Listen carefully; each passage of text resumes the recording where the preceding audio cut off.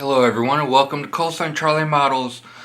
We are starting another build today. Actually, this has already been started, but we're keeping on, trucking on with this one. And this is the Hobby Boss Oscar SSGN, the Kursk. And I got all the build portion of it done. Got the missile launching tubes added in. These were from an aftermarket set. These were 3D printed. I found these on eBay. If you search 1350 Oscar, you can find those on eBay as well. It also comes with some 3D printed screws for the back end, which are a definite improvement of the kit parts. I went ahead and I painted the white stripe on here, and then masked that off, and now I have a seam line. I need to take care of a little bit more right here, and the way I'm going to do that is I'm starting off with my infinity sanding sticks right here, and I'm going to just sand this down. I've already sanded it down once. I just needed to take care of it again because I did have a ghost seam on it, and all I'm doing here is just sanding this down,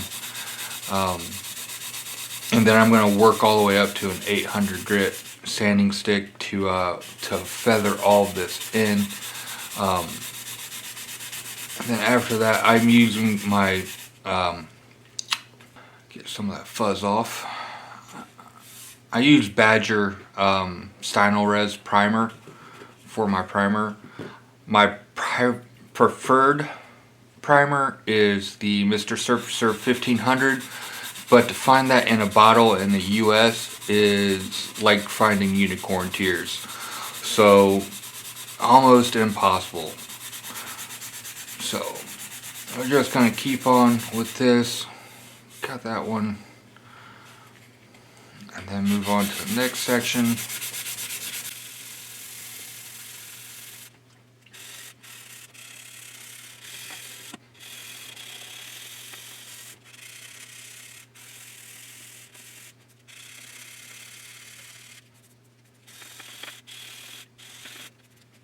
Flip this over to the other side and we get to start over again.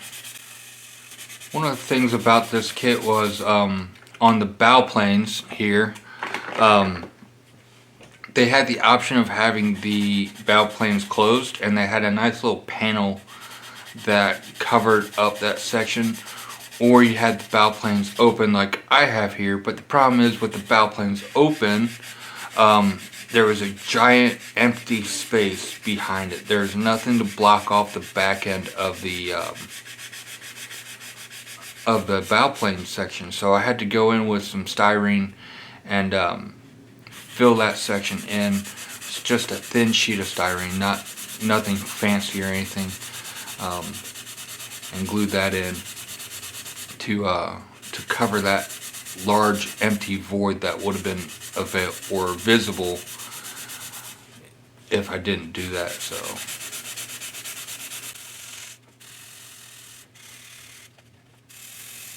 I'm making sure that when I'm sanding these, I'm not sanding it square on like this, kind of hitting it at an angle to help feather it in and also keep the roundness of the hull. And when I hit it with the other sanding sticks, I'm going to be hitting it from other angles, so that way I don't get the flat spot on here. And also I'm doing it very softly, so I'm only trying to really hit the putty on this. And another thing I see a lot of people do, and I'm guilty of it too, was I used to think that all the putty had to be gone and the seam line would be gone. But if you do it like that, you're just going to be chasing the ghost seam, and it's never going to go away. So you do want a little bit of putty left over to fill that gap and feather into the actual hull or fuselage or whatever you're building. But you're going to end up feathering it down. I like to start, depending on how much putty and how thick it is, I'll either start, primarily I usually start at a 400.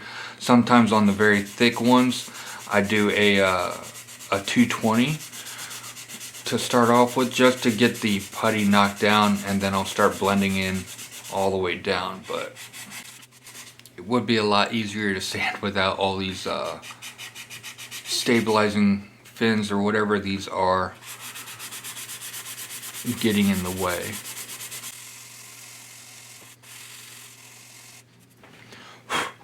Alright, first round of sanding is done. Let me check my clock. So I got a little bit to go before I need to go into work. So the first one I started off with on this one was a 220. Now I'm moving up to the 400, and these next steps are going to go really quick. I'm just coming across. I don't have to worry about really beating down the primer. Or not the primer, the putty. I'm just trying to slowly or feather this in so it's not really visible when I put my paint down on here. So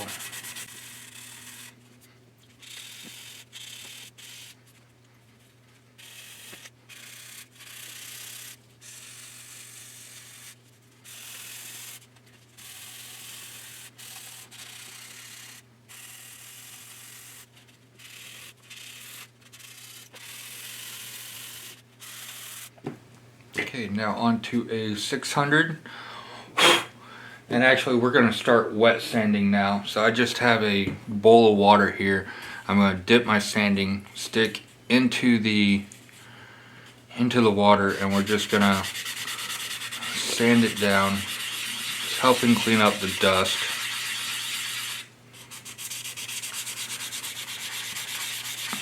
And with this, I'm going with a circular motion for my sanding.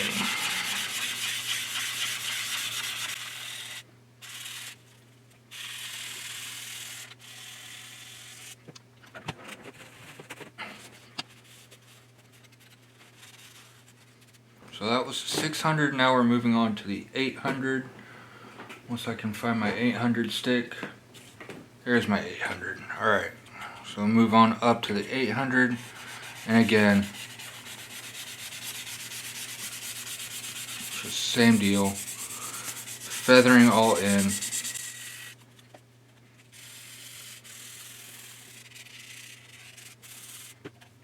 You also got to do the fingernail test. Alright, so I think 800 should be good. What I'm going to do now is I'm going to wash this off real quick. Try to get all the dust off. I'm using water for this. If it wasn't painted, I'd be using the denatured alcohol. This might take a couple.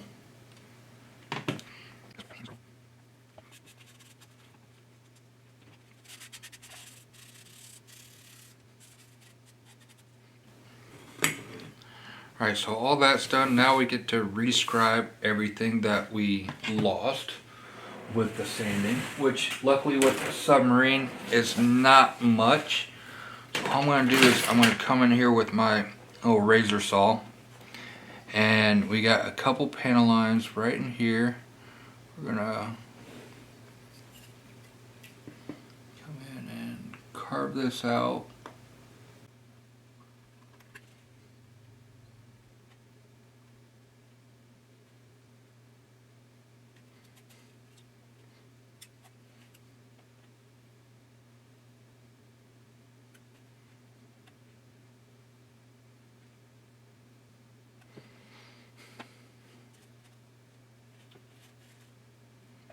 Alright, that was the only one that was really knocked down to a point where I'm worried about.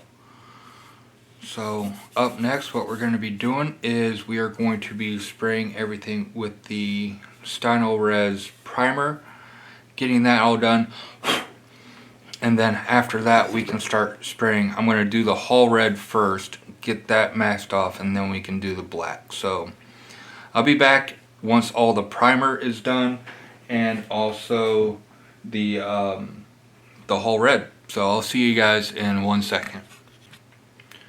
Alright, we're back and we got the hull red painted on the hull right here.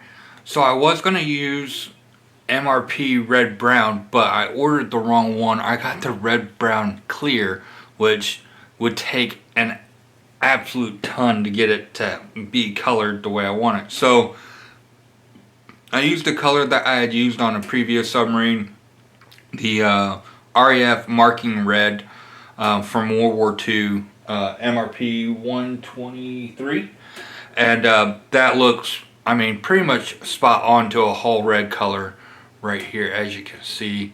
So I'm going to let this dry, and then next time when we're back here, we're going to mask off the red, and then we'll paint the black section of this, which is pretty much all. I'm debating on if I'm going to do some detail painting, because I have seen some that have like this front section as like a cream color, but I'm not 100% sure. I might save that to the Typhoon. But that's where we're standing right now. So next week on Thursday, we'll be getting the black painted on here, and that will be it for the painting. We can start the clear coat and decals on that, and then really the weathering is going to be where this one comes to life. So I hope you guys enjoyed this quick short video. This is a pretty quick and easy build. I do like the submarines because they are nice slump busters, I like to call them. Like if you're just getting overloaded with one build and you need something to kind of gain your mojo back, do a submarine. They're quick, easy, not much to them, and then you can get your motivation back and get something on and off the workbench and onto the shelf real quick. So hope you enjoyed. If you haven't yet, please don't forget to like and subscribe, comment down below, hit the bell button for notifications of when I post future videos, which is daily. But anyways, I hope you guys enjoyed, and until next time, I hope you guys have a great day, and happy modeling.